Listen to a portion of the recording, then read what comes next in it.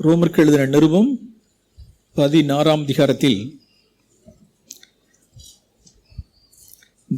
இந்த சத்தியங்களை நாம் நம்முடைய குடும்பத்திற்காக, கணவன் மனைவிக்காக ஒரு சில சத்தியங்களை நாம் தியானிப்போம். 16வது அதிகாரம் 19ஆம் வசனம். முதலாவது இந்த வசனத்தை எழுதப்பட்டிருக்கிறது எல்லாத்துக்கும் பொதுவாக தான் எழுதப்பட்டிருக்கு. ஆனால் விசேஷமாய் சகோதரிகள் இந்த வார்த்தையை உங்களுக்கு எடுத்துங்க. ஃபர்ஸ்ட், இப்போ நாம் ஒரு குடும்ப கூடுகையாக கணவன் மனைவிக்காக நாம் தியானிக்கிறோம் அப்படின்னால் ஃபர்ஸ்ட் இது சிஸ்டர்ஸ் இதை எடுத்துங்க. அதுக்கப்புறம் புருஷன்மார்களுக்கு வருவோம். அதுக்காக வாலிப பிள்ளைகள் விட்டுறக்கூடாது, நீங்களும் கவனிக்கணும். உங்கள் கீழ்ப்படிதல், அந்த வாலிப பிள்ளைகள் எப்படி எடுத்துக்கணும் அப்படின்னா, பெற்றோருக்கு உங்களுடைய கீழ்ப்படிதல், பெற்றோருக்கு உங்களுடைய கீழ்ப்படிதல். மனைவிமார்கள் உங்களுடைய சொந்த புருஷர்களுக்கு உண்டான கீழ்ப்படிதல். வெளியில வேலை ஸ்தலத்தில் உங்களுடைய எஜமானன்களுக்கு, நீங்க தொழில் செய்கிறவர்களா இருந்தாலும் சரி, அல்லது ஒரு வேலை ஸ்தலத்தில் இருந்தாலும் சரி, ஜாப் அல்லது நீங்க சொந்த பொருளீட்டு பண்ணுகிறவர்களா இருந்தாலும் சரி, ரோமாபுரியில் வாழ்ந்த முதல் நூற்றாண்டில் ரோமாபுரியில் வாழ்ந்த ரோமியர்களா இருந்தவர்கள், புறஜாதி மார்க்கத்தார ரோமியர்களா இருந்தவர்கள் கர்த்தராகிய இயேசு கிறிஸ்துவை என்ன செய்தார்கள் என்றால் ஏற்றுக்கொண்டு அவர்கள் ரோமைய கிறிஸ்தவர்களாய் மாறினார்கள். அப்ப அவர்கள் கிறிஸ்தவர்களான பொழுது அந்த கிறிஸ்துவனுடைய வாசனை ரோமாபுரி எங்கும் வெளிப்பட்டது. பா, என்ன வெளிப்பட்டுச்சு அப்படின்னா, ஏப்பா இந்த புதுசா ஒரு கூட்டம் ஒன்று முளைச்சிருக்கு, கிறிஸ்தவர்கள் அப்படின்னு ஒரு கூட்டம் முளைச்சிருக்கு, அருமையா கீழ்ப்படுகிறாங்க. இவங்களை வேலை வாங்குறது ரொம்ப சுலபமா இருக்கு. மற்றவெல்லாம் ஐயோ டிமிக்கி அடிக்கிறவன், ஏமாத்துறவன், எதுக்குறவன், சண்டை பண்றவன், இவங்களை வேலை வாங்குறது ரொம்ப இலகுமா இருக்கு. கிறிஸ்டியன்ஸ் ஒரு புதுசா ஒருத்தவங்க முளைச்சிருக்கான், என்னன்னு தெரியல. ஓகே, வேலை ஸ்தலமா சரி, ஒரு காலனியில ஒரு குடியிருக்கிற இடத்தில் மற்ற காரியங்கள் எல்லாம் இப்படிலாம் நீங்க தியானிக்கணும். ஏன்னா பால் என்ன சொல்றாரு பாருங்க, உங்கள் கீழ்ப்படிதல் ஓ ரோமாபுரியில உள்ள கிறிஸ்தவர்களே, உங்களுடைய கீழ்ப்படிதல் யாவருக்கும் தெரிய வந்திருக்கு. ரோமாபுரி ஃபுல்லா தெரிய வந்திருக்குப்பா. நீரோ மன்னன் வரைக்கும் தெரிய வந்திருக்கு. போதுமா? நீரோ மன்னன் வரைக்கும் தெரிய வந்திருக்கு. அரசாங்க அதிகாரிகளுக்கு தெரிய வந்திருக்கு. யாரோ குறுக்க பேசிட்டு இருக்காங்க, கவனிங்க. கண்ணை எழுந்துச்சு போகக்கூடாது. ஸோ மனைவிமார்களுடைய கீழ்ப்படிதல் தெரிய வந்திருக்கிறது. பிள்ளைகளுடைய கீழ்ப்படிதல் தெரிய வந்திருக்கிறது. பிள்ளைகளுடைய கீழ்ப்படிதல், ஊர் உலகத்தில் உள்ளதான பிள்ளைகளுடைய காரியங்கள்லாம் முரட்டாட்டம் முரட்டாட்டம் முரட்டாட்டம் முரட்டாட்டம். அதன் மத்தியில பிள்ளைகளுடைய கீழ்ப்படிதல், மனைவிமார்களுடைய கீழ்ப்படிதல்.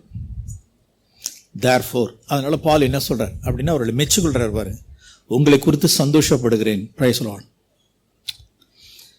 இப்படிதான் நம்மளுடைய டெஸ்டிமனி இருக்கணும், நம்முடைய சாட்சி இப்படிதான் இருக்கணும். உங்களை குறித்து சந்தோஷப்படுகிறேன். உங்களுடைய கீழ்ப்படிதலை யாருக்கும் விளங்க வச்சிட்டீங்கப்பா, சந்தோஷப்படுறேன். நீங்கள் நன்மைக்கு ஞானியும் தீமைக்கு பேதைகளுமாய் இருக்க வேண்டும் என்று நான் விரும்புகிறேன். இப்படியே இருந்துருங்க, மண்ணாங்கட்டி மாதிரி இருங்க. தீமைக்கு பேதையா இருங்க, நன்மைக்கு ஞானியா இருங்க சொல்லிட்டு ஒரு வாக்குத்தத்தம் கொடுக்கிறார். 20 கீழ்ப்படிதல், 20ஆம் வசனத்தில் பாருங்க, சமாதானத்தின் தேவன் சீக்கிரமாய் சாத்தானை உங்கள் கால்களின் கீழே நசுக்கி போடுவார். ஆமென். இந்த வாக்குத்தத்தம் யாருக்குன்னு சொல்லுங்க ஆவோ? சகோதரிகள் தான் சொல்லணும். சவுண்டே பத்தல.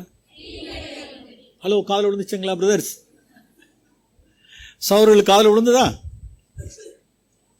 அதுக்கப்புறம் வருவோம், அப்புறம் இந்த பக்கம் வருவோம். உங்களுக்கு நல்ல காதல் விழுவும். எப்படி? என்ன வாக்குத்தத்தம் சொல்லுங்க அப்போ? சாத்தானை உங்கள் கால்களின் கீழே என்ன செய்வார்? ஓகே, யாரெல்லாம் விரும்புறீங்க? யாரெல்லாம் விரும்புறீங்க சொல்லுங்க அப்போ. பொதுவாக நான் கை உயர்த்துங்கன்னு சொல்ல மாட்டேன், இன்னைக்கு கேட்குறேன். கை உயர்த்தலாம். விருப்பமே இல்லையா?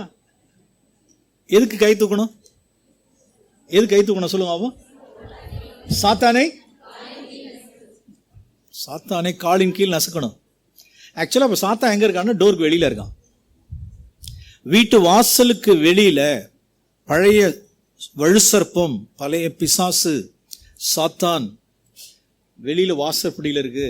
அதனுடைய ஆசை உள்ளார வரணும், குடும்பத்துக்குள்ள வரணும், கணவன் மனைவியை பிரிக்கணும், சமாதானத்தை குலைக்கணும், சந்தோஷத்தை குலைக்கணும், பிள்ளைகளை திருடிட்டு போயிடணும். வாசப்படியிலேயே படுத்திருக்கான். எவன் வீட்டுக்குள்ள நுழையலாம்? யார் டோரை கதவை திறந்து, யார் புருஷ மனைவி யார் கதவை திறந்து கொடுப்பா? உள்ளார போடலாம், நாசம் பண்ணலாம், அழிக்கலாம், திருடலாம், கொல்லலாம்னு சொல்லிட்டு வெளியில காவ காத்துக்கிட்டு இருக்கான். ஆனால் வேதம் என்ன சொல்லுதுன்னா, அவர்களுக்கு ஒரு ப்ராமிஸ் கொடுக்குது, வாக்குத்தத்தம். சாத்தானை சீக்கிரமாய் உங்கள் காலின் கீழே நசுக்கி போடுவாராக. Price the Lord. அது யாரால மாத்திரம் சாத்தியம் அப்படின்னா, கீழ்ப்பிடியில் உள்ளவர்கள். ஓகே, இது ரோமாபுரிக்கு பவுல் அப்போஸ்தலன் சொன்ன வார்த்தை. யாக்கோபு என்ன சொல்றாருன்னு பார்ப்போம். யாக்கோபு எழுதின நிருபம் 4ஆம் அதிகாரம் 7ஆம் வசனம். யாராவது ஒரு சகோதரி வாசிங்க பார்ப்போம். எல்லாரும் எடுப்போம். யாக்கோபு 4ஆம் அதிகாரம் 7ஆம் வசனம் வாசிப்போமா? வாசிங்க. தேவனுக்கு கீழ்ப்படிந்திருங்கள், பிசாசுக்கு எதிர்த்து நில்லுங்கள், அப்பொழுது அவன் உங்களை விட்டு ஓடிப்புவான். இப்பதான் கொஞ்ச நேரத்துக்கு முன்னால பவுல் சொன்னார்னு பார்த்தா, இங்க யாக்கோபு என்ன சொல்றார் அப்படின்னா, தேவனுக்கு கீழ்ப்படிந்திருங்கள். ஓகே, தேவனுக்கு கீழ்ப்படிதல் சொன்னா எல்லாத்துக்கும் சந்தோஷம் தான். ஆம் பிரதர் அப்படின்னா இந்த வார்த்தையை நம்ம இப்படி எடுத்துக்கணும். இப்படி படிப்போமா சகோதரிகள்? நான் சொல்ல நீங்க சொல்றீங்களா கிழிப்பிள்ள மாதிரி? புருஷனுக்கு கீழ்ப்படிந்திருங்கள் சொல்லுங்க. சவுண்டே பத்தலே. பிசாசுக்கு எதிர்த்து நில்லுங்கள். மறுபடியும்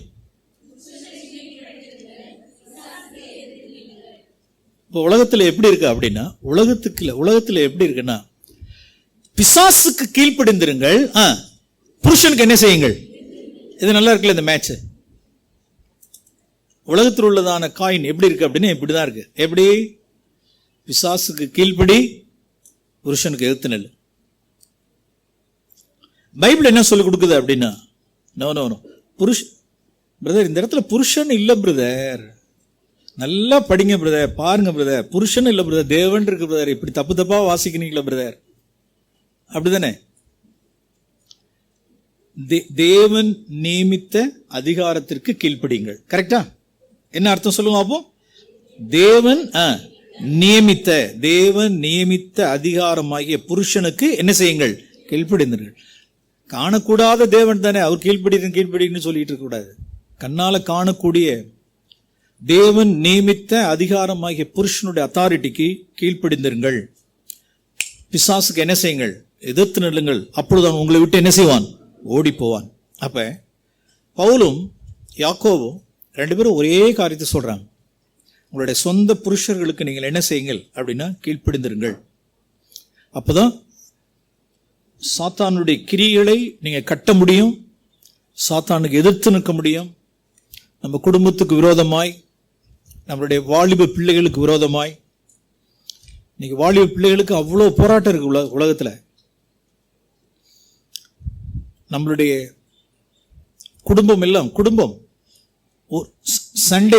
சண்டேஸ் நம்மளுடைய ஒவ்வொரு சபை கூடுகையும், ஒரு நாள் சபை கூடுகை அப்படிங்கிறது வெளியில போகிறதான வாலிப பிள்ளைகளுக்கு 6 நாளைக்கு உண்டான அந்த எதிர்ப்புக்கு இங்க என்ன கொடுக்கணும் அப்படின்னா இங்க லோடு இருக்கணும். இங்க அந்த அளவுக்கு இவர்களை எக்யூப் பண்ணி பலப்படுத்தி இவர்களை வெளியில அனுப்பணும். அடுத்த 6 நாள் அவன் போராடிட்டு முடிச்சுட்டு இங்க வந்தாலும் மறுபடியும் என்ன சார்ஜ் எல்லாம் என்ன செஞ்சிடும்? குறைஞ்சிடும், மறுபடியும் அவனை ஏற்றணும், லோடு கொடுக்கணும். தட் இஸ் எல்டர்ஸ் ரெஸ்பான்சிபிலிட்டி, மூப்பருடைய பொறுப்பு. ஆனால் மூப்பருடைய பொறுப்பு அப்படின்னு சொல்லிட்டு பேரண்ட்ஸ் தூங்கிடாதீங்க. அது ரெண்டாவது பட்சம். ஃபர்ஸ்ட் யாருக்கு தான் அந்த பொறுப்பு அப்படின்னா பேரண்ட்ஸ்க்கு தான் பொறுப்பு. டெய்லி போயிட்டு வராங்க, வெளியில வர்றாங்க அப்படின்னா பிள்ளைகளுக்கு அவ்வளோ போராட்டம் இருக்கு.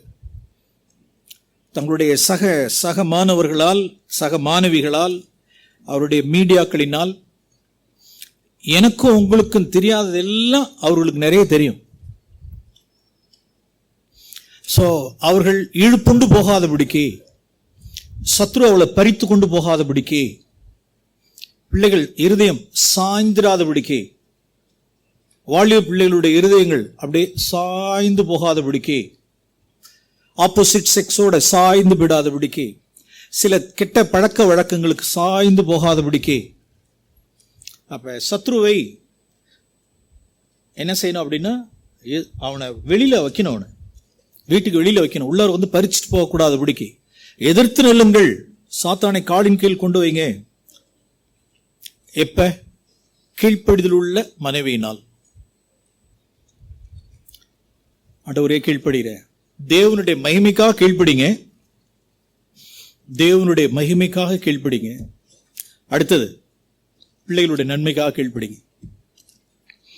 ஓகே, கிறிஸ்து தான் உங்களுக்கு மாதிரி.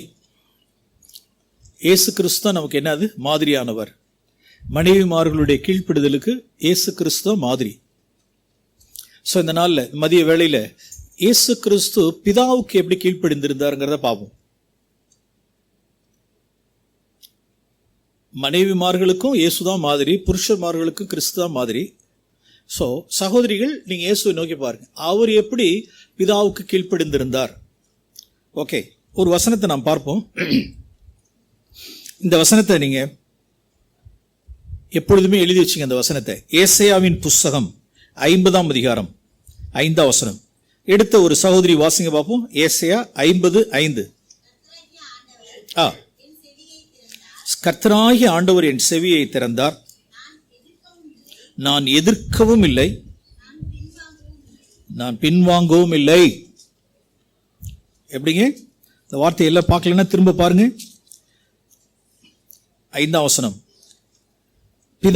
பிதா என் செவியை திறந்தார். டெய்லி என் செவியை பிதா திறந்தார். காலைதோறும் அவருடைய சமூகத்தில் போய் நான் நிற்பேன். மேல வாசிக்கிறேன்ல, காலைதோறும் என்னை எழுப்புகிறார், என் செவியை கவனிக்க செய்கிறார். ஆண்டவர் என் செவியை திறந்தார். ஒரு காரியத்தை சொல்றார்.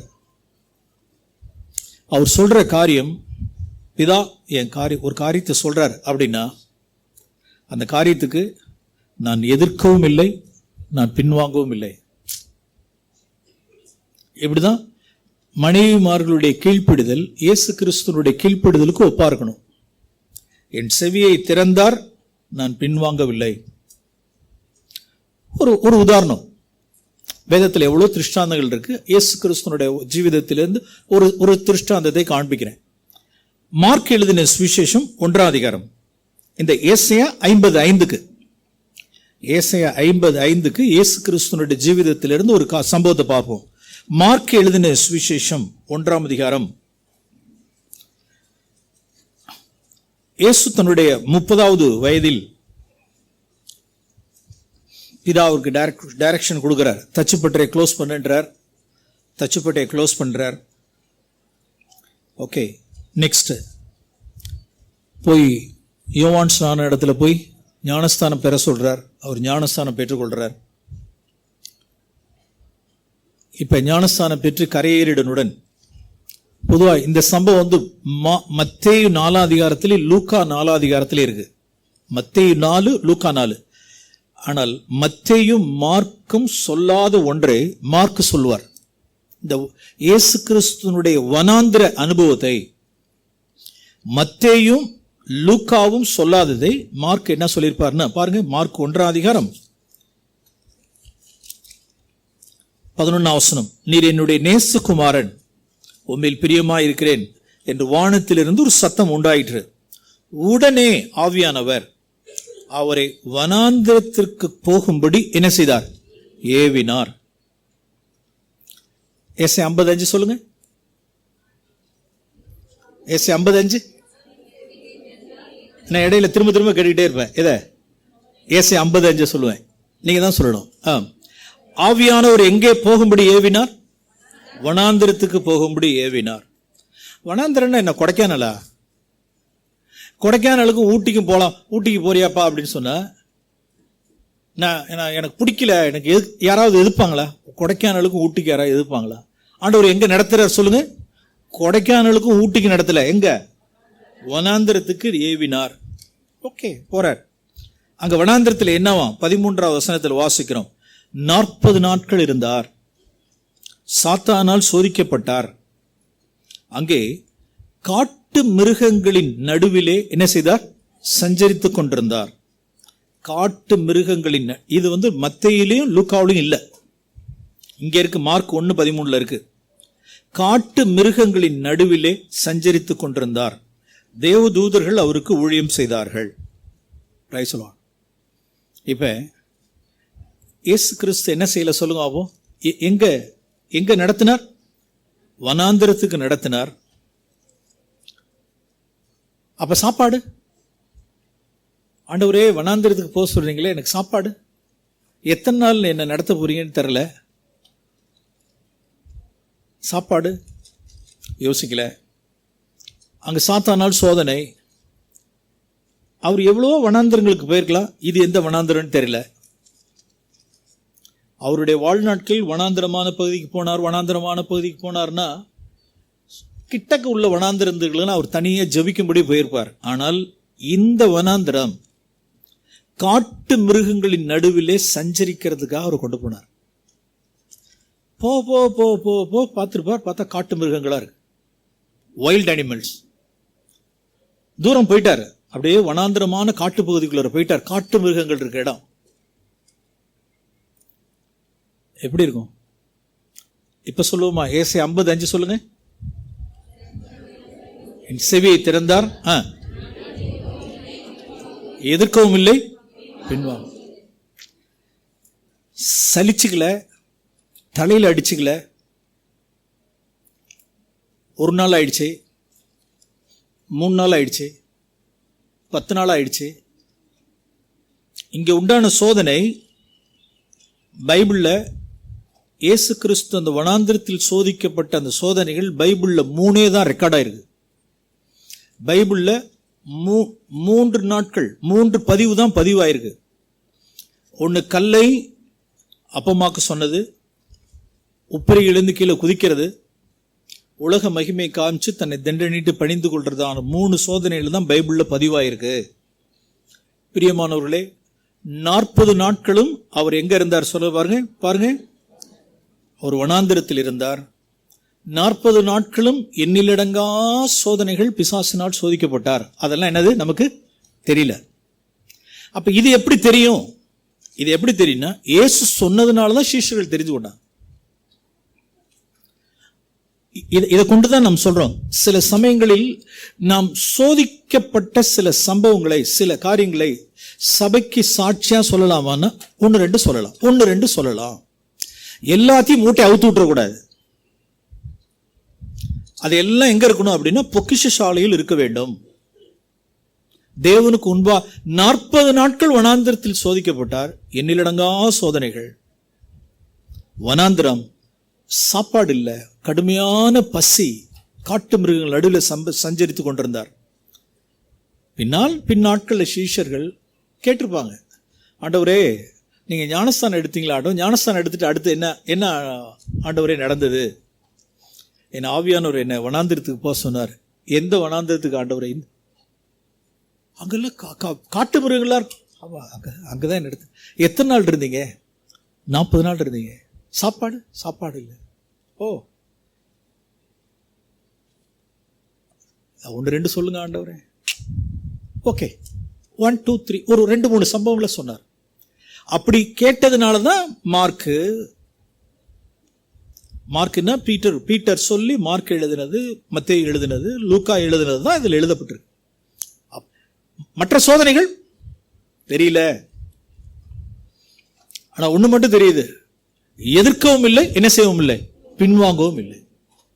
இது என்ன ஊட்டி கொடைக்கானல் போற மேட்ரா? வனாந்திரம். டியர் சிஸ்டர்ஸ், எனக்கு அருமையான சகோதரிகளே, உங்களை முன்னிருந்து நடத்துகிற உங்களுடைய கணவர் உங்களை முன்னிருந்து நடத்தும் பொழுது, வனாந்திரமான சூழ்நிலைகளுக்குள் நடத்தும் பொழுது, பலவிதமான சோதனைகளுக்குள்ளாக நீங்கள் அகப்படும் பொழுது, அதுல பசி பட்டினி, நல்ல சொகுசான வாழ்க்கையெல்லாம் கிடையாது, சொகுசு கிடையாது, நல்ல கம்ஃபர்டபுளான வாழ்க்கை கிடையாது, ஆடம்பரமான வாழ்க்கை கிடையாது. ஏதோ தொட்டுக்க தொடச்சுக்கன்னு சொல்லிட்டு ஒரு வனாந்திரமான பாதைகளுக்கெல்லாம் கொண்டு போகும் பொழுது, ஒரு சில ஃபேமிலிஸை நான் அறிவேன். ஒரு சில ஃபேமிலிஸ், ஒன்றுன்னு சொல்லல, ஒரு சில ஃபேமிலிஸ் சில சமயங்களில் வேலை இழப்பு வரும். கணவனுக்கு சில வேலை இழப்புகள் வரலாம். வேலை இழப்பு, புருஷன் கேட்குறாரு, வேலை இழந்துட்டேன், ஸோ அதனால் கொஞ்ச காலத்துக்கு நம்ம என்ன செய்வோம் அப்படின்னா, சொந்த ஊருக்கு போகலாம். எங்கே அப்படின்னா, எங்கள் அப்பா அம்மா வீட்டில் போய் இருந்துருவோம், வாடகை கொடுக்க முடியாது, கொஞ்ச காலத்துக்கு அங்கே இருப்போம், அதுக்கப்புறம் நான் வேலை தேடி நான் மறுபடியும் வந்துடுறேன். நம்ம எங்கே போகணும் வேலை? நான் அந்த வனாந்திரத்துக்கு வரமாட்டேன். யாருங்க? யார் சொல்றா? சவுண்டே இல்லை. மனைவியா? நான் அந்த வனாந்திரத்துக்கு வரமாட்டேன். ஏன்பா வனாந்திரம் வரமாட்டேன்னா, காட்டு மிருகங்கள் இருக்கிறது.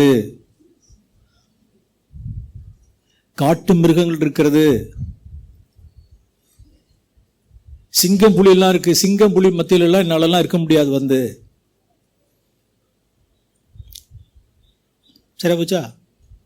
பைபிளை இயேசுவை தியானிக்கணும்னா நல்லா தியானிக்கலாம். இயேசுவை தியானிக்கணும்னா நல்ல மணிக்கணக்கா வக்கனையா தியானிக்கலாம். வாப்பா என்ன பண்ண சிங்கம் புலியா இருக்கு அப்படின்னா, சிங்கம் புலி தேவலாம் கேட்டா, அடுத்து என்ன சிங்கம் புலியா இருக்கு அப்படின்னா, சிங்கம் புலி தேவலாம், நான் வனாந்திரத்துக்கு வரமாட்டேன். இப்ப என்ன சொல்லுங்க? இப்ப பிசாசுக்கு ஏத்து நிக்க முடியும்? நீங்க தான் சொல்லணும். இதா அவர் எங்க நடத்தினார் அப்படின்னா, வனாந்தரத்தில் நடத்தினார். சாத்தானால் என்ன செய்யப்பட்டார்? சோதிக்கப்பட்டார். எஸ், நீங்க சோதிக்கப்படலாம். மாமனார்னால சோதிக்கப்படலாம், மாமியார்னால சோதிக்கப்படலாம், சிறுமைப்படுத்தப்படலாம், உங்களை இலக்காரமா நடத்தலாம், அற்பமா எண்ணலாம். இப்படிப்பட்ட சூழ்நிலைகளில் மெசேஜ் டிரான்ஸ்லேஷன், இந்த வேர்ஸ் எப்படி இருக்குன்னு சொல்லவா? அந்த காட்டு மிருகங்களுக்கு ஒரு ஆங்கில மொழிபெயர்ப்பில் எப்படி இருக்கு அப்படின்னா, wild animals were his companions. Praise the Lord. தமிழாக்கம் சொல்லி கொடுங்க. தமிழாக்கம். காட்டு மிருகங்கள் என்ன ஆனிச்சு? தோழர்கள் ஆனார்கள். சிங்கம், புலி, கரடி, இன்னும் என்னென்ன இருக்கோ எல்லா காட்டு மிருகங்களும் இயேசு கிறிஸ்துக்கு வனாந்திரத்தில் என்ன வாணிச்சு சொல்லுங்க அப்போ? Companions. What a beautiful verse. அப்படி இல்லை, நடுவிலே சஞ்சரித்து கொண்டிருந்தார். ஒரு ஆங்கில மொழிபெயர்ப்பில் எப்படி இருக்கு அப்படின்னா, இதெல்லாம் இந்த காட்டு மிருகங்கள் எல்லாம் இயேசு கிறிஸ்துக்கு அப்படியே சிநேகிதர்கள் ஆனார்கள். அப்படியே வரவும், அப்படியே வந்து உட்காந்துட்டு போவோம். நான் நினைக்கிறேன், பிதாவை எல்லாம் நான் பாட்டு பாடுறேன், நான் பிதாவை மையப்படுத்துறேன், நீங்களும் என்ன பாட்டு பாடுங்கிறப்ப இயேசு கிறிஸ்து அவருடைய பாஷையில் அவர் என்ன செஞ்சிருப்பார்னா, அவருடைய சொந்த பாஷையில் தாய்மொழி பாஷையில் பிதாவை மகிமைப்படுத்தி பாட்டு பாடியிருப்பார். அதுக்குள்ள எல்லாம் யாரும் எது இருக்கக்கூடாது. என்ன கம்பேனியன்ஸ் தானே. டைகர், நான் தேவனை மகிமைப்படுத்த போறேன், நான் பாட்டு பாடுறேன், நீங்களும் பாடுங்க பாப்பா. இல்லை, ஆளுக்கு எல்லாம் டர்ரு புருன்னு எல்லாம் ஆராதனை பாருங்க. சே, இயேசு இருந்தாருன்னா எங்க இருந்தாதான் என்ன? What a beautiful life. அடுத்தது பாருங்க, இன்னொரு காரியம், தேவதூதர்கள் வந்து ஜாயின் பண்ணிட்டாங்க. எதுல? எந்த ஆராதனையில?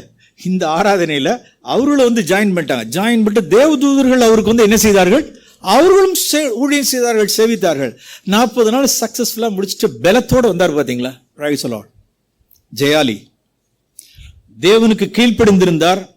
வனாந்தரத்துக்குள் சென்றார். காட்டு மிருகங்களின் நடுவிலே சஞ்சரித்தார். கடுமையான பசி பட்டினில் இருந்தார். பிதாவுக்கு கீழ்ப்படிந்து இப்ப எதிர்த்து நின்னாரா, எதிர்த்து நிக்கலையா? வேதம் தெரியுமா தெரியாதா? எப்படி எதிர்த்து நின்னார் சொல்லுங்க அப்போ. அப்பாலே போ சாத்தானே, அப்பாலே போ சாத்தானே.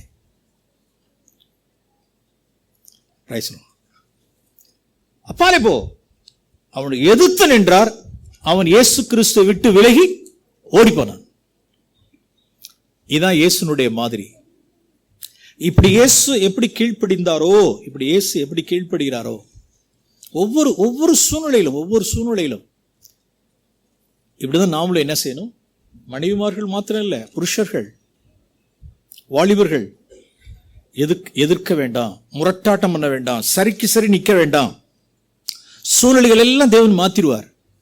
சிங்கம், புலி, கிளி, வைல்டு அனிமல்ஸ் எல்லாம் கம்பேனியன்ஸ் ஆக்க முடியும். தேவன் நம்மளை இதை நிறைய பேர் அனுபவிக்க முடியல, இதை நிறைய பேர் அனுபவிக்கல. தேவ தூதர்கள் வந்து நமக்கு சேவிக்கிறதும், அந்த மனுஷர்கள் அந்த காட்டு மிராண்டித்தனமாய் இருக்கக்கூடியதான மனுஷர்களாம் கூட நமக்கு நம்மளோட தோழர்களாய், சிநேகிதம் பாராட்டுகிறவர்களாய், வெற்றி சிறக்க பண்ணுகிறவர்களாய் நம்மளால பண்ண முடியுமானா, கீழ்ப்படிதல் உள்ளவர்களால் முடியும். அவர்கள் சாத்தானை காலின் கீழ் கொண்டு வர முடியும். அவர்கள் பிசாசுக்கு எதிர்த்து நிற்க முடியும். அவர்கள் பிசாசு என்ன செய்வான்? அவர்களை விட்டு ஓடி போவான். ஜீசஸ்னுடைய நிறைய லைஃப்ல, நிறைய வாழ்க்கை, நிறைய இடங்கள்ல அவர் எதிர்த்து நின்னதே கிடையாது. பிதாவே, ஓகே லார்ட், ஓகே, நான் சப்மிட் பண்றேன். ஓகே. 1 கொரிந்தியரின் புஸ்தகம் 9ஆம் அதிகாரம். 1 கொரிந்தியர் 9ஆம் அதிகாரம்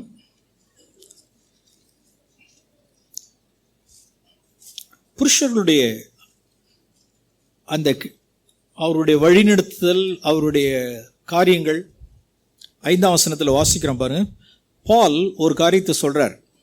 கொரிந்தியருக்கு சொல்லும் பொழுது சொல்றார், அப்போஸ்தலர்களும் கர்த்தருடைய சகோதரராகிய யாக்கோபும் பேதுருவும் செய்கிறது போல மனைவியாகிய ஒரு சகோதரியை கூட்டிக் கொண்டு திரிய எங்களுக்கு என்ன இல்லையா, அதிகாரம் இல்லையா அப்படின்னு கேட்கிறார் பாருங்க. அதாவது இவங்கெல்லாம் தங்களுடைய மனைவிமார்களை என்ன செஞ்சாங்களா? அப்போஸ்தலரோ இல்லை கர்த்தருடைய சகோதரோ இல்லை கேபாவோ அல்லது பழைய உடன்படிக்கையில் வாழ்ந்த ஆபிரகாமோ இல்லை ஈசாக்கோ அல்லது யாக்கோபோ முற்பிதாக்களோ, இவர்கள் எல்லாரும் மனைவி புருஷர்கள் எங்க போறாங்களோ அங்க என்ன செஞ்சாங்க சொல்லுவாங்க? கூடவே சென்றார்கள். மனைவிமார்கள் புருஷர்களோட அவங்க போற இடத்துக்கெல்லாம் போனாங்க. முரட்டாட்டம் பண்றது இல்லை, எதிர்த்து நிற்கிறது இல்லை, கேள்வி கேட்கறது கிடையாது. ஓகே, நீங்க போற இடத்துக்கு நான் வரேன், இதை பாருங்க. கூட்டிக் கொண்டு திரிய சிலர்லாம் நம்ம என்ன செஞ்சிடறோம் அப்படின்னா, மனைவிமார்கள் எதிர்க்கிறார்கள். நமக்கு இருக்கிற வருவாய்க்கு இவ்வளவுதான் நமக்கு வீடு பார்க்க முடியும் அப்படின்னா, நான் இந்த வீட்டுக்கு வரமாட்டேன், இந்த ஊருக்கு வரமாட்டேன், இந்த ஊருக்கு நான் வரமாட்டேன். ஏன்பா இந்த ஊரே கிடையாது. ஊர்ல வசிக்கிறவன்ல அதெல்லாம் எனக்கு என்னன்னு தெரியாது. இந்த ஊருக்கு நான் வரமாட்டேன், இந்த ஊருக்கு வரமாட்டேன், இந்த வீட்டுக்கு வரமாட்டேன். முரட்டாட்டம். டியர் சிஸ்டர்ஸ், பிசாசுக்கு எதிர்த்து நிற்கவே முடியாது. Submit your authority. புருஷன் உங்களுக்கு என்ன சொல்றாரோ அதனுடைய அத்தாரிட்டியை உங்களை சப்மிட் பண்ணிடுங்க. எனக்கு சில ஃபேமிலிஸ்ல நான் கேள்விப்பட்டிருக்கேன், அருமையான ஃபேமிலிஸ். இந்த வீட்டுக்கு வாடகை எவ்வளவு பிரதர் அப்படின்னா, ஆஸ்பெஸ்டாஸ் சீட்டு, கையில் குழந்தை. நான் வரும்பொழுது அந்த சர்ச்சினுடைய எல்டர் பிரதர்கிட்ட சொல்லிட்டு, பிரதர் ப்ளீஸ் நீங்கள் இந்த ஃபேமிலியை மாற்றுறதுக்கு எதாவது ஏற்பாடு பண்ணுங்க. பேரண்ட்ஸ்க்காக இல்லைனாலும் அட்லீஸ்ட் இந்த ஆஸ்பெஸ்டாஸ் சீட்டு கட்டியில் இந்த ஃபேமிலியை கொஞ்சம் மாற்றுறதுக்கு ஏற்பாடு பண்ணுங்க ப்ளீஸ், கன்சிடர் பண்ணுங்க. ஆனால் அவர்கள் சந்தோஷமா இருக்காங்க. அந்த புருஷனை விடுங்க, அந்த சகோதரிக்காக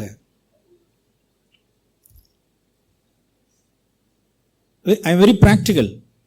அந்த சகோதரியினுடைய ஒரு முகத்துல எந்த விதமான ஒரு கிளேசமோ ஒரு சோகமோ இல்லை, கர்த்தர் கூட இருக்கிறார், அவ்வளவுதான். Price the Lord. ஒரு காமனா இருக்கக்கூடியதான 2-3 வீடுகளுக்கு இருக்கக்கூடிய காமனா இருக்கிற ஒரு காமன் டாய்லெட், ஒரு ஆஸ்பெஸ்டாஸ் சீட்டு, ஒரே ஒரு ஹால், அந்த ஹாலில் ஒரு தடுப்பு, ஒரு கிச்சன், அவ்வளோதான். ஏன் அப்படின்னா புவர் சேலரி, புருஷனுடைய சேலரி புவர் சேலரி. எஸ், வனாந்திரம், எதிர்க்காமல் பின்வாங்காமல், புருஷனானவன் எந்த லெவலுக்கு போனாலும் அவர்களுடைய கூட பயணித்து போறது, முறுமுறுக்காமல் இருக்கிறது, எதிர்த்து. இப்படிப்பட்டவர்களுக்கு தேவன் என்ன செய்வார் அப்படின்னா ஒரு அதிகாரத்தை கொடுத்துருவார். என்ன அதிகாரம் அப்படின்னா பிசாசின் மேல ஒரு அதிகாரம், பிசாசின் மேல் ஒரு அதிகாரத்தை கொடுப்பார். இன்னொன்னு, பிள்ளைகள் மேல் ஒரு அதிகாரத்தை கொடுப்பார். அந்த பிள்ளைகளிடத்துல இதை செய் என்றால் செய்வான். இங்க மேலான புருஷனுடைய அத்தாரிட்டி கீழே நீங்க கீழ்ப்படியில நீங்க முரட்டாட்டம் பண்றீங்க அப்படின்னா அது எங்க ரிஃப்ளெக்ட் ஆகணும்? பிள்ளை இடத்துல. செய் அப்படின்னா செய்ய மாட்டான், வா வரமாட்டான், போக மாட்டான். நாம பைபிள்ல எழுதப்பட்டிருக்கிறது புதிய ஏற்பாட்டில் வாவென்றால் வருகிறான், போவென்றால் போகிறான், இது செய்ய என்றால் செய்கிறான். இது மத்தேயு 8. ஆதியாகமம் 22ல் டேடி என்ன சொன்னார் பிள்ளை இடத்துல? சொல்லுங்க அப்போ. யார்கிட்ட? ஆபிரகாம் ஈசாக்கின் இடத்துல வா போ செய், அப்படியா சொன்னாரு? என்ன சொன்னார் சொல்லுங்க அப்போ? டை, மௌனே சாவுடா. விளங்கிட்டீங்களா? வா போ செய்யலாம் கிடையாது.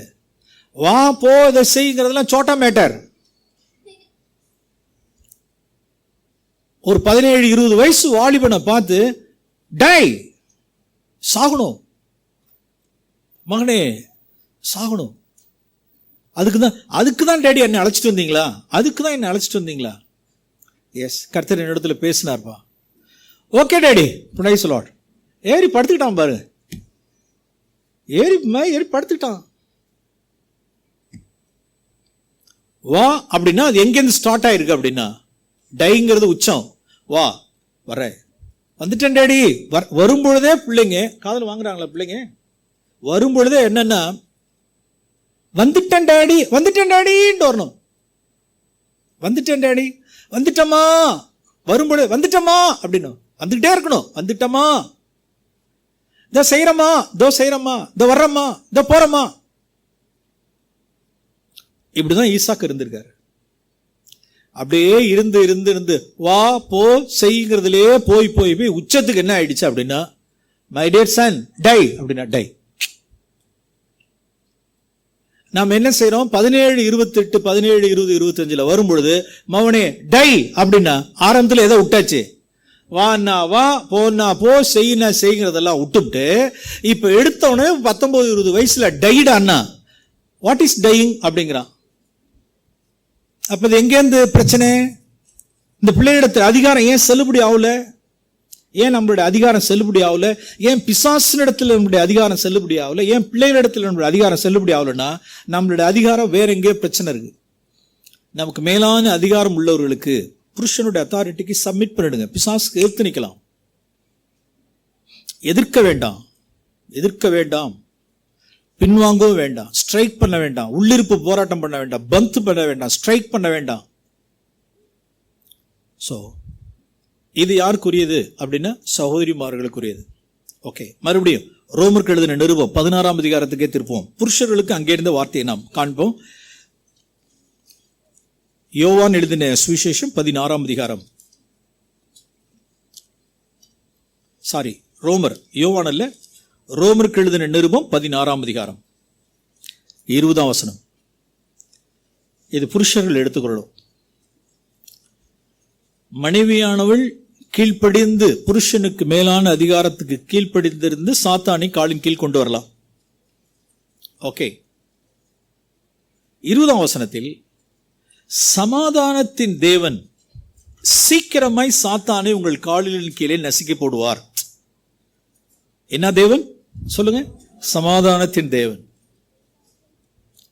பிரியமானவர்களே, நீங்களும் நான் என்னவா இருக்கணும் அப்படின்னா, இப்ப நம்மளுடைய பேரே சமாதான பாத்திரன்னு வச்சுங்க. நம்ம ஒவ்வொருத்தருடைய பேருமே என்னவா இருக்கணும் அப்படின்னா சமாதான பாத்திரன். சமாதான பாத்திரன், வெசல் ஆஃப் பீஸ். நம்முடைய தேவன். நாம் எல்லாருமே சமாதானத்தை நாடுகிறவர்கள், சமாதானம் பண்ணுகிறவர்கள், முந்தி சமாதானம் பண்ணுகிறவர்கள். இந்த பொறுப்பு இவங்கள்ட்ட நீ கொடுக்கவே கூடாது. சமாதானம் பண்றதுல இயேசு கிறிஸ்துவின் நாமத்தில் இங்க உள்ள புருஷர்கள் சகோதரர்களுக்கு சொல்றேன், நீங்களும் நானும் தான் ஃபர்ஸ்டா இருக்கணும். ஆமென். அவர்கிட்ட எதிர்பார்க்கவே கூடாது.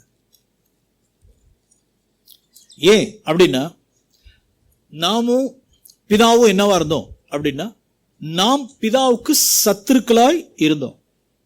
முந்தி நம்மிடத்தில் அன்பு கூர்ந்து முந்தி இறங்கி வந்து நம்மிடத்தில் சமாதானம் உண்டு பண்ணது யார் சொல்லுங்க? நாமளா அவரா? கர்த்தர். இப்ப நாம தான் மனைவிமார்களுக்கு என்னவா இருக்கிறோம் அப்படின்னா, image of God, glory of God. தேவனுக்கு புருஷனானவன் தேவனுடைய மகிமையும் தேவனுடைய சாயலுமாய் இருக்கிறான். அப்ப நாம் எப்படி நம்மளுடைய தேவ மகிமை, தேவ சாயல் எப்படி நாம் காண்பிக்கணும் அப்படின்னா, நாம தான் சமாதானம் பண்ணுகிறவர்கள். முதல்ல நாம தான் சமாதானம் பண்ணுகிறவர்கள். ஏதாவது ஒரு காரியத்தை நமக்கு ஸ்லிப் ஆயிருக்கலாம், வார்த்தையினால, செய்கையினால, ஏதோ ஒரு காரியத்தில் நாம் வந்து சமாதானத்தை குலைச்சிருந்திருப்போம், சண்டை போட்டிருப்போம், கடிந்து கொண்டிருப்போம், அல்லது மிஸ் அண்டர்ஸ்டாண்ட் பண்ணி ஏதாவது கத்திருப்போம். நாம் என்ன செய்யணும்? நாம் சமாதான புருஷர்களாக இருக்கணும். நாம தான் முந்தி சமாதானம் பண்ணணும். இங்க பாருங்க, யோவான் எழுதின சுவிசேஷம், இந்த வசனத்தை ஏற்கனவே காமிச்சிருப்பேன், திரும்பவும் காண்பிக்கிறேன். யோவான் 21 அதிகாரம். யோவான் எழுதின சுவிசேஷம் 21 அதிகாரம். மறுதலித்த பேதுரு அவருடைய சீஷர்கள் எல்லாரும் திபேரியா கடற்கரையில், 21 அதிகாரம் 2 வசனம். 7 பேர், பேதுரு, தோமா, நாத்தான்வேல் 3, செபதேயுன் குமாரர் 2, 5, வேறு 2 பேர், 7 பேர். இயேசுனுடைய சீஷர்கள் 7 பேர் ஆண்டவரை மறுதலிச்சுட்டு எல்லாரும் விட்டுட்டு ஓடி போயிட்டு இப்போ எல்லாம் எங்கே போகிறாங்க அப்படின்னா, உலகத்துக்குள்ளார போயிட்டாங்க. எங்க? மீன் பிடிக்க. பேதுரு மற்றவர்களை நோக்கி மீன் பிடிக்க போகிறேன் என்றார். நாங்களும் உங்களுடனே வருகிறோம் என்றார்கள். சரியா போச்சா? பீட்டர் ஆண்டவர் என்ன சொன்னார் சொல்லுங்க? நீ குணப்பட்ட பின்பு சகோதரை சிறப்படுத்து. இவர் என்ன செய்யறாருன்னா, சகோதரை சிறப்படுத்தல, நான் உலகத்துக்குள்ள போற வரீங்களான்னு சொன்னா அவரும் போயிட்டாங்கல்ல, எல்லாம் உலகத்துக்குள்ள போயிட்டாங்க. இயேசு, எடா 3 வருஷம் கூட இருந்து உங்களுக்கு நான் இவ்வளவு பிரயாசப்பட்டனே, உங்களுக்காக என்னுடைய ஜீவனை கொடுத்தனே, என்னை மறுதலிச்சிங்க, என்னை காட்டி கொடுத்தீங்க, என்னை விட்டுட்டு ஓடிட்டீங்க, உங்களுக்காக நான் ஜீவனை கொடுத்தேன், உயிரை கொடுத்தேன். 3 வருஷம் உங்கள்கிட்ட பட்ட பிரயாசம் ஒன்றும் இல்லாமல் போயிடுச்சு, எல்லாம் உலகத்துக்குள்ள போயிட்டீங்களேன்னு சொல்லிட்டு விடலை. அவர்களை தேடி யார் போனது சொல்லுங்க? இயேசு தான் போனார். கடற்கரைக்கு அவர் தான் போனார், அவர்களை ஆசீர்வதித்தார். பாருங்க என்னெல்லாம் செஞ்சிருக்காரு பாருங்களேன். அவர்களுக்காக என்ன செய்யறாரு பாருங்க. மறுதலித்த உலகத்திற்குள் திரும்பி போன அந்த மணவாட்டிக்கு என்ன செஞ்சார் அப்படின்னா, 9ஆம் வசனம், அவர்கள் கரையிலே வந்து இறங்கின போது கரி நெருப்பு போடப்பட்டிருக்கிறதையும் மீன் வைத்திருக்கிறதையும் அப்பத்தையும் கண்டார்கள். விளங்கிட்டீங்களா? என்ன என்ன நெருப்பு அப்படின்னா, எத்தனை மணிக்கு? ஏர்லி மார்னிங் ஆண்டவர் என்ன செஞ்சார் சொல்லுங்க? அடுப்பு பற்ற வச்சு கரி நெருப்பு மூட்டி பிரெட் செஞ்சு அப்புறம் மீனெல்லாம் வறுத்து பிரேக்ஃபாஸ்ட், மார்னிங் பிரேக்ஃபாஸ்ட் செஞ்சிருக்காரு பாருங்க. தன்னுடைய உலகத்துக்குள்ளார திரும்பி போனதான அவர்களுக்கு காலையில எல்லாம் செஞ்சு வச்சுட்டு இப்ப வந்து கூப்பிடுறார். 12ஆம் வசனம், இயேசு அவர்களை நோக்கி, வாருங்கள், என்ன செய்யுங்கள்? போஜனம் பண்ணுங்கள் அப்படின்றார். 13ஆம் வசனம், அப்பத்தையும் மீனையும் எடுத்து அவர்களுக்கு கொடுத்தார். இது 3வது தரிசனம். இதான் பிரியமானவர்களே, இயேசு கிறிஸ்துவனுடைய மகிமை. சில சமயங்களில் சில குடும்பங்களில் என்ன ஆகும் அப்படின்னா, மனைவி இடரல் அடைய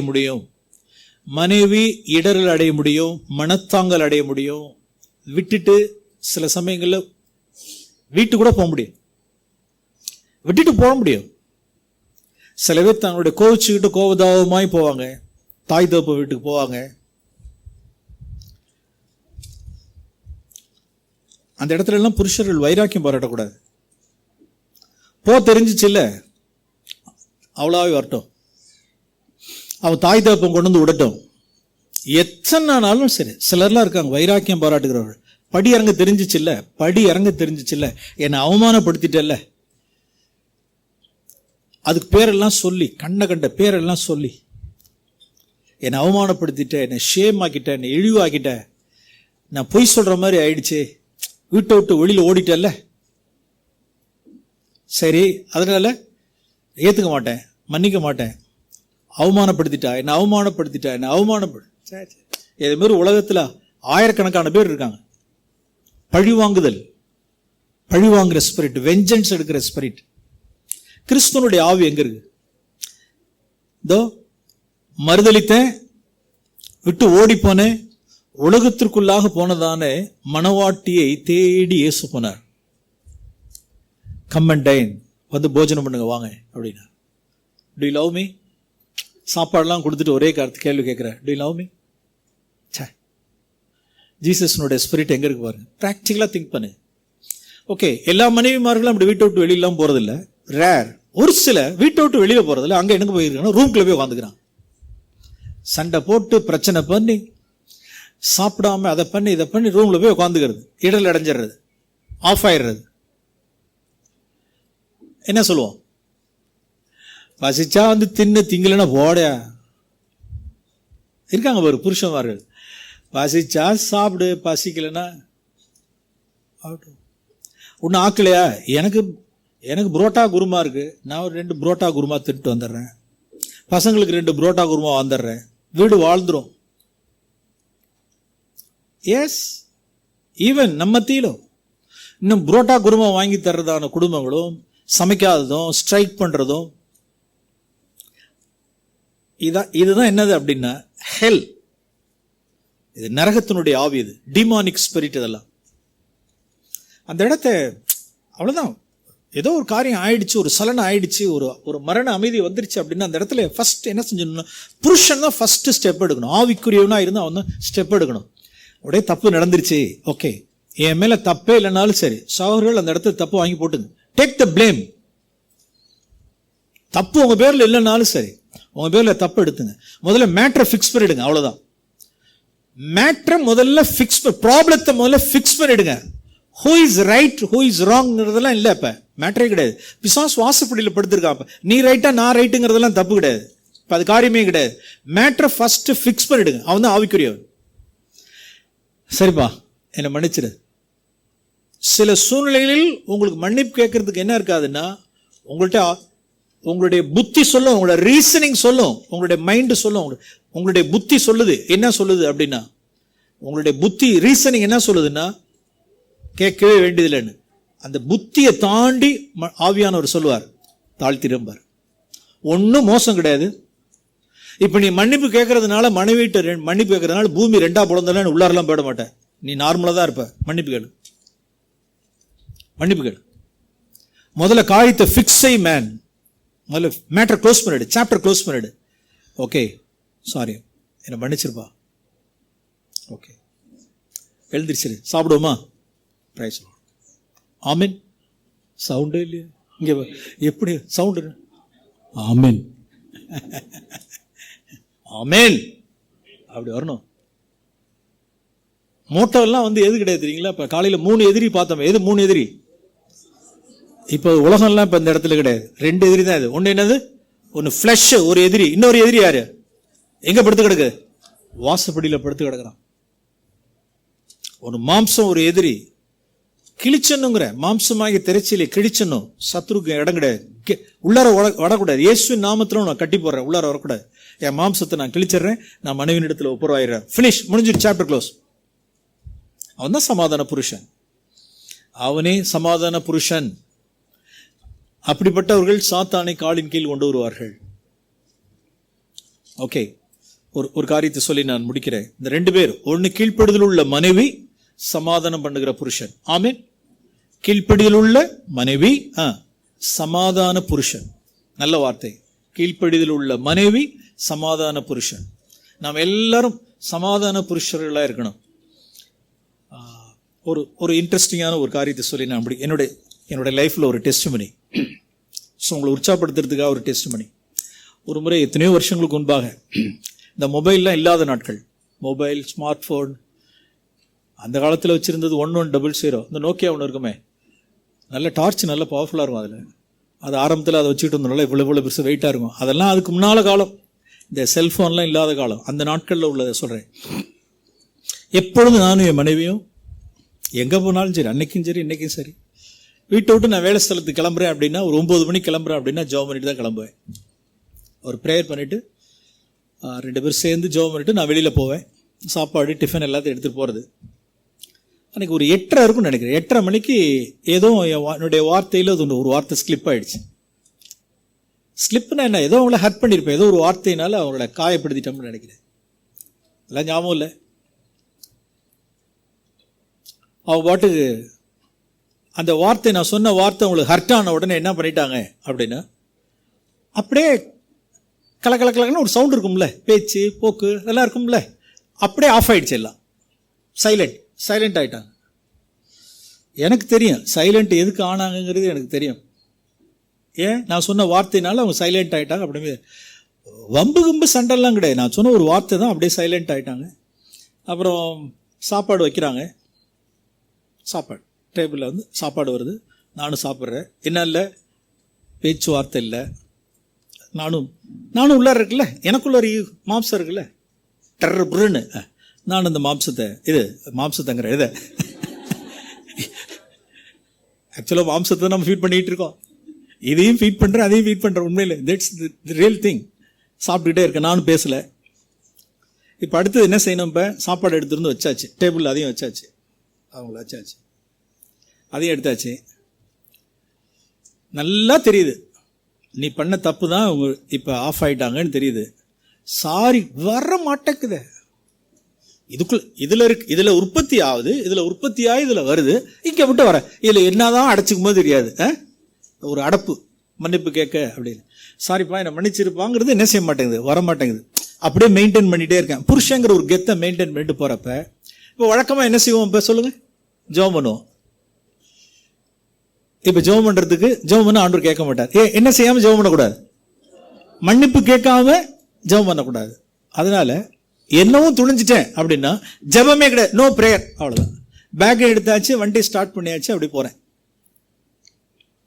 அவங்களும் பார்த்துட்டு தான் இருக்காங்க. சரி, எப்படி இருந்தாலும் இவங்க என்ன செய்வாங்க சொல்லுவோம். அப்போ எப்போ ஜெபம் பண்ணாமல் என்ன செய்ய மாட்டாங்க, போக மாட்டாங்க. அப்போ ஜெபம் பண்ணுறதுக்கு முன்னால் என்ன பண்ணிடுவாங்க, ஏதாவது ஒன்று கேட்பாங்கல்ல அப்படின்னு அவங்களுக்கு ஒரு எக்ஸ்பெக்டேஷனில் எக்ஸ்பெக்ட் பண்ணுறாங்க. தலைவர் மன்னிப்பு கேட்கவில்லை.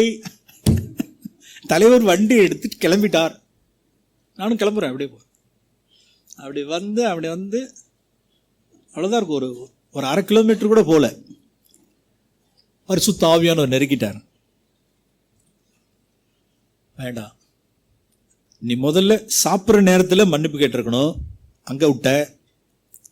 அட்லீஸ்ட் ஜெபம் பண்ணிட்டு வெளியில் போகிறப்பயாவது என்ன செஞ்சுருக்கணும், சாரிப்பா என்னை மன்னிச்சிருப்பான்னு கேட்டிருக்கணும். அப்பயும் விட்டுட்ட. வண்டி எடுத்துகிட்டு இப்போ இவ்வளோ தூரம் வந்துட்டேன், கோ பேக், யூ டர்ன், வண்டி திருப்பு, போய் ஒப்புரவாயிட்டு போ, மன்னிப்பு கேட்டுட்டு திரும்ப போ. சரி அப்படின்னு சொல்லிட்டு வண்டி யூ டர்ன் போட்டு அப்படியே ரோட்லேருந்து இப்படி இறங்கி திரும்பி வந்து, அந்த காலத்து ஒரு ஓட்ட வண்டின்னு வச்சிங்களேன், ஒரு ஓட்ட வண்டி, இந்த எக்ஸல் தொடர்ந்து இது வண்டி இப்படி வருது, இப்படி வந்து இப்படி திரும்புகிறேன். இப்படி என் வீடு ஒரு எல் மாதிரி. இப்படி வந்த உடனே வாசல்லே நின்று பார்த்துக்கிட்டு இருக்காங்க, தலைவர் வருவார்னு. தலைவர் என்ன செய்வார், வருவார், அத்தான் வருவார், பார்ப்போம். அத்தான் முதல்ல எங்கே முடிச்சிருக்கணும், ஜெபத்திலே முடிச்சிருக்கணும். அத்தான் போறார், பார்ப்போம், வந்துருவார் பார்ப்போம் அப்படின்னு சொல்லிட்டு நம்பிக்கையோடு என்ன செஞ்சிட்டு இருக்காங்க, அவர் ரோட்டில் நின்று பார்த்துட்டு இருக்காங்கல்ல. நான் இங்கேருந்து வந்து இப்படி யூட்டர்ன் போட்டேன், வீட்டு வாசல் இருந்துட்டு போங்க என்ன ஆகுது, டைம் ஆகுது, போங்கன்னு. நானும் ஓகே அப்படின்னு. எதுவும் முடிஞ்சிருச்சு சொல்லுங்க. மன்னிப்பு என்ன செஞ்சாச்சு, மன்னிப்பும் கேட்டாச்சு, அவங்களும் என்ன செஞ்சிட்டாங்க. அப்படின்னா என்ன சொல்ல வர்றாங்கன்னா, வருது, நீங்கள் வண்டி திரும்பினப்பே நீங்கள் மன்னிப்பு கேட்க வர்றீங்கன்னு எனக்கு தெரிஞ்சுக்கிட்டேன். டைம் ஆகுது, திரும்ப மறுபடியும் வேகமாக வண்டி எடுத்துகிட்டு ஓடாதீங்க, டைம் ஆகுது, போங்க அப்படின்னப்ப நானும் ஒரு ஸ்மைல் பண்ணிட்டேன். இப்போ அவங்களும் என்ன செஞ்சிட்டாங்க சொல்லுங்கள், அவங்களும் மன்னிச்சிட்டாங்க, நானும் மன்னிப்பு கேட்டுட்டேன். இது எதுக்காக சொல்ல வரேன் அப்படின்னா, வாசல்ல நான் வருவேன்னு என்னங்க பாருங்க. முதல்ல அவங்க எங்கேயே எதிர்பார்த்தாங்க, வீட்டை விட்டு வெளியில போறப்ப எதிர்பார்த்தாங்க. அதுல நான் தப்பிட்டேன். அடுத்த இப்படிப்பட்ட நம்பிக்கையை என்னுடைய கணவர், நான் வீக்கா இருந்தாலும், நான் சமாதானம் பண்றதுல லேட் ஆனாலும், நான் எல்லாவற்றிலும் தாமதித்தாலும், என்னுடைய கணவர் அவர் சமாதான புருஷன் அப்படிங்கிற திட சாட்சியை நம்மளுடைய மனைவி பிள்ளைகளிடத்தில் முதல்ல ஒரு நம்பிக்கை உண்டாக்கி இருக்கணும். ஆமென். எப்படிப்பட்ட சாட்சி உண்டாக்கிடக்கூடாதுன்னா, 10 நாள் ஆனாலும் சரி, 15 நாள் ஆனாலும் சரி, மன்னிப்புங்கிறதெல்லாம் என்னவே தெரியவே தெரியாது அப்படிங்கிற மாதிரி இருக்கக்கூடாது. ஸோ ஏன் இதை திரும்ப நான் வலியுறுத்துறோம் அப்படின்னா, சமாதானத்தின் தேவன் சாத்தானை எங்க காலின் கீழ் என்ன செய்வார்? நசுக்கி போடுவார். நாம் மனைவிட்ட மன்னிப்பு கேட்கறது காரியம் கிடையாது, இந்த வாலிப தம்பிட்ட மன்னிப்பு கேட்கறது காரியம் கிடையாது, இந்த சிறு பிள்ளைகிட்ட போய் மன்னிப்பு கேட்கறது காரியம் கிடையாது, வேலைஸ்தலத்தில் உள்ள ஒரு அவிசுவாசிட்ட மன்னிப்பு கேட்கறது காரியம் கிடையாது. That's not the matter.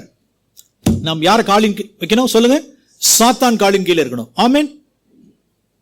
இப்படிப்பட்டவர்களாய் இருப்போம். நம்மளுடைய குடும்பத்தில் இதில் நாம் தேறிக்கிட்டே போனோம். நம்மளுடைய கீழ்ப்படுதல், நம்மளுடைய சமாதானம் யாருக்கும் தெரிய வந்திருப்பதாக. ஓகே.